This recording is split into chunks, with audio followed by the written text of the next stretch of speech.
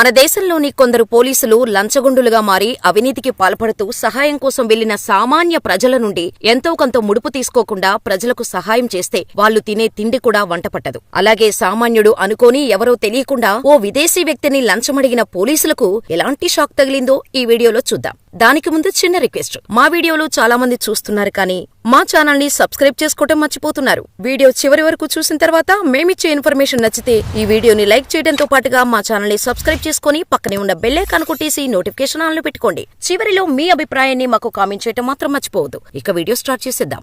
మొరాబాదిలోని Ranchi university PG విభాగంలో parking స్థలంలో తన మోటార్ బైక్ ను పార్క్ చేసి లాక్ చేశాడు ఆ వ్యక్తి. గంట తర్వాత వెనక్కి వచ్చాడు. అప్పటికి తన బైక్ అక్కడి నుండి మాయమైపోయింది. దాంతో యూనివర్సిటీ మొత్తం వెతికాడు కానీ ఎక్కడా కనిపించలేదు. ఇక ఆ వ్యక్తి నేరుగా అక్కడి నుండి దగ్గరలో ఉన్న గోండా పోలీస్ స్టేషన్ కు వెళ్లాడు. సార్, యూనివర్సిటీ దగ్గర పార్క్ చేసిన నా 2-వీలర్ ఎవరో దొంగలించారు. దయచేసి కంప్లైంట్ తీసుకుని ఎఫ్ఐఆర్ ఫైల్ చేసి తొందరగా వెతికి పెట్టండి అంటూ రిక్వెస్ట్ చేశాడు. కానీ వచ్చిన వ్యక్తి విదేశీ వ్యక్తిలా ఉండటం గమనించిన ఆ స్టేషన్ సిబ్బంది అతని మాటలు అస్సలు పట్టించుకోలేదు. కనీసం ఆ బైక్ ఎక్కడ పోయింది, ఎప్పుడు పోయింది, దాని వివరాలు ఏంటి అని కూడా తెలుసుకోలేదు ఆ స్టేషన్లోని పోలీస్ అధికారులు. పైగా ఎఫ్ఐఆర్ ఫైల్ చేయటం కుదరదు, బరియాతు పిఎస్ కి వెళ్లమని చెప్పారు. దాంతో ఆ వ్యక్తి ఏం చేయలేక అక్కడి నుండి తిరిగి వెళ్లిపోయాడు. ఇంకా ఆ తర్వాత మరుసటి రోజు మళ్లీ గోండా పోలీస్ స్టేషన్ కు వెళ్లాడు ఆ వ్యక్తి. ఈసారైనా వేరే అధికారులు ఎవరైనా డ్యూటీలో ఉంటే కంప్లైంట్ తీసుకుంటారేమో అనే ఆశతో వెళ్లాడు. కానీ మళ్లీ అదే జరిగింది. కంప్లైంట్ తీసుకోకపోగా ఈసారి లాలాపూర్ పోలీస్ స్టేషన్ కు వెళ్లి కంప్లైంట్ ఇవ్వండి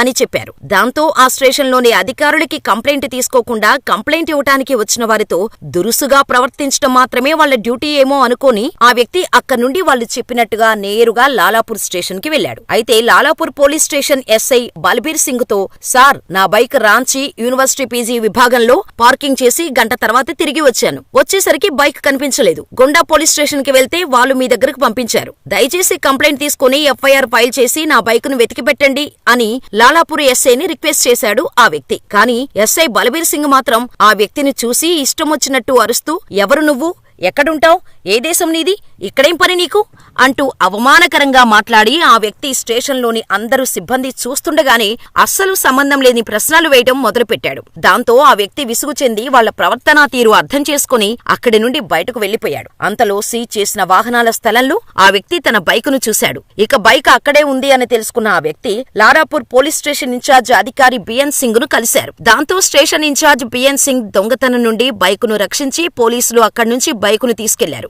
అని సమాధానమిచ్చారు. కానీ బిఎన్ సింగ్ మాటలు ఆ వ్యక్తికి ఏం అర్థం కాలేదు. పైగా తీసుకెళ్తే తీసుకెళ్లారు, కనీసం బైక్ ఎవరిది, దాని అసలైన ఓనర్ ఎవరు అనే కనీస వివరాలు కూడా ఎంక్వైరీ చేయలేదు. దాంతో ఆ వ్యక్తి రాంచీ శివార్లోని హాల్లో ఒక సమావేశానికి హాజరయ్యేందుకు ఇన్స్టిట్యూట్ ఫర్ హ్యూమన్ డెవలప్మెంట్ నుండి మోటార్ బైక్ ను తీసుకుని బయలుదేరాడు. కానీ మధ్యలో యూనివర్సిటీలో చిన్న పని ఉండటం వల్ల అక్కడ పెట్టి వెళ్లి వచ్చే వరకు బైక్ మిస్ అయింది అని చెప్పాడు. దాంతో ఆ స్టేషన్ పోలీసులు, సరే ఓ కంప్లైంట్ రాసివ్వు అని చెప్పారు. దాంతో ఆ వ్యక్తి కంప్లైంట్ రాసిచ్చాడు. ఇక ఆ తర్వాత పోలీసులు బైక్ ని విడుదల చేయటానికి అంగీకరించారు.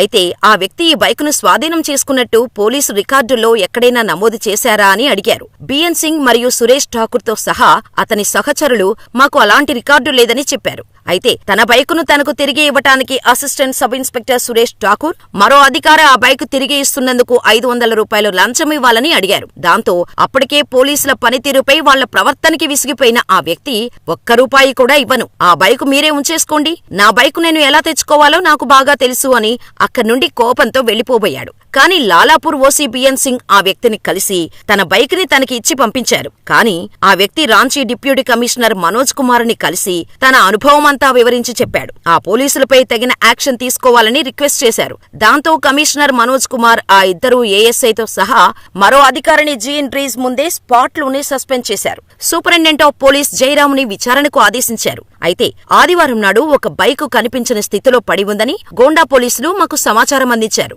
రాత్రి పెట్రోలింగ్ బృందం దానిని రక్షించడానికి పోలీస్ స్టేషన్ కు తీసుకువచ్చింది. ఆ తర్వాత అతను స్టేషన్ కు వచ్చినప్పుడు డ్రేస్ కు బైక్ ఇవ్వబడింది. ఇక డ్రేస్ నుండి లంచం అడిగిన పోలీస్ అధికారి గురించి తన వద్ద ఎటువంటి సమాచారం లేదని అతను చెప్పాడు. స్టేషన్ ఇన్ఛార్జ్ బిఎన్ సింగ్ ఆ విషయంపై రాంచీ డిప్యూటీ కమిషనర్ మనోజ్ కుమార్ మీడియాతో మాట్లాడుతూ, డ్రేస్ చిత్తశుద్ధి ఉన్న వ్యక్తి, మేము ఆయన ఫిర్యాదు నిజమైనదిగా పరిగణించాము. ఇద్దరిని స్పాట్లోనే సస్పెండ్ చేశాం. నేను దానిని ఎస్ఎస్పీ రాంచీకి కూడా ఫార్వర్డ్ చేశాను. అతను ఆ అధికారులపై క్రమశిక్షణా చర్యలు తీసుకుంటానని చెప్పారు డిప్యూటీ కమిషనర్ మనోజ్ కుమార్. ఇంతకీ ఆ జీన్ ట్రీజ్ ఎవరో తెలుసా?